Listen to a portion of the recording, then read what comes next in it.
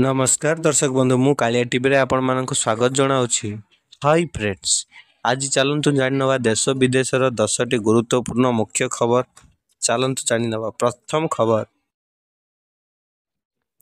सुनाटू बढ़ीगला रूपा ओहू होई बढ़ी चलती रूपा दर। राजधानी भुवनेश्वर में प्रथम थर रूपा दर किलो पिछा 2 लाख टंका टपिक। 2 दिन में 16,000 टंका बढ़िला पर दर लक्ष्य 2,06,000 टंका पहुंची। प्रथम सोमवार में 7,000 टंका एवं मंगलवार रूपा किलो पिछा 9,000 टंका वृद्धि पाई। ओडिशारू अपसारण होईची मौसुमी चलित वर्ष निर्धारित पूर्वर ओडिशा छुईला मौसुमी बायु। ओडिशा लरू विदाय नेबा प्रक्रिया आरंभ हो जाइछि। गुड़ाई विजयी विदाय नेबे मौसुमी 15 रु कमी पारे। राति तापमात्रा 2 रु 3 डिग्री कसिब पारता। 24 घंटा मध्य 9टी जिलू संपूर्ण विदाय नेला मौसुमी। ईपीएफओ कला बड़े परिवर्तन। चाकरी छाड़िया पर 2 मास नुहे 12 मास पर काढ़ी पारे पीएफ पूरा टंका। कर्मचारी भविष्य निधि पांठी संगठन ईपीएफ भविष्य निधि पांठी एवं पेंशन अकाउंट समय पूर्व चूड़ांत समाधान पर समय सीमा संशोधन करिछि। नियम गुड़िक कठोर होइछि।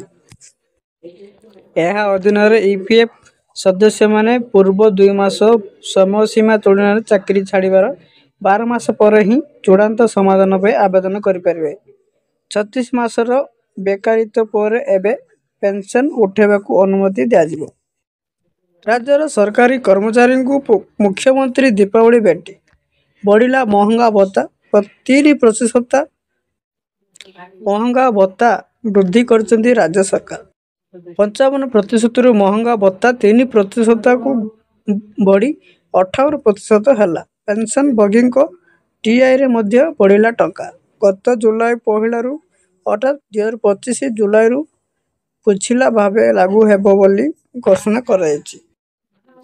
वर्धित महंगा भत्ता अक्टोबर मास दरमार नगद आकार में मिलिबो। 8.5 लाख कर्मचारी एवं पेंशन भोगी सरकार निष्पत्ति उपकृत हेबे। पूर्व दुर्गा पूजा 2% बढ़िथिला, दीपावली बढ़िबो 3%। दीपावली को मिसाई मोट 5% बढ़िला महंगा भत्ता। ओडिशारू अपसारण होईची मौसुमी चलित वर्ष निर्धारित पूर्वर ओडिशा छुईला मौसुमी बायु। ओडिशा लरू विदाय नेबा प्रक्रिया आरंभ हो जाइछि।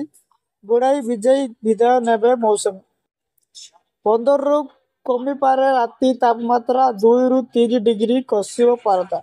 24 घंटा मध्य 9टी जिलू संपूर्ण विदाय नेला मौसुमी। बीजेडी को बड़ झटका। नुआपड़ा निर्वाचन पूर्व राजपा मिश्रे बड़ बीजेडी नेता। नुआपड़ा राजनीति रे बड़ हलचल। राजनीति रे नुआ मेड़ देखा मिली। भाजपा प्रार्थी जय डेलकिया घरे लंबोदर नियाल। जय डणकिया और लंबोदर नियाल मध्य रुद्ध द्वारा बैठक होईची। कलाहांडी लोकसभा आसन में बीजेडी प्रार्थी लंबोदर नियाल बेड़ टक्कर भाजपा एमसीपी सुजीत कुमार उपस्थित अच्छा।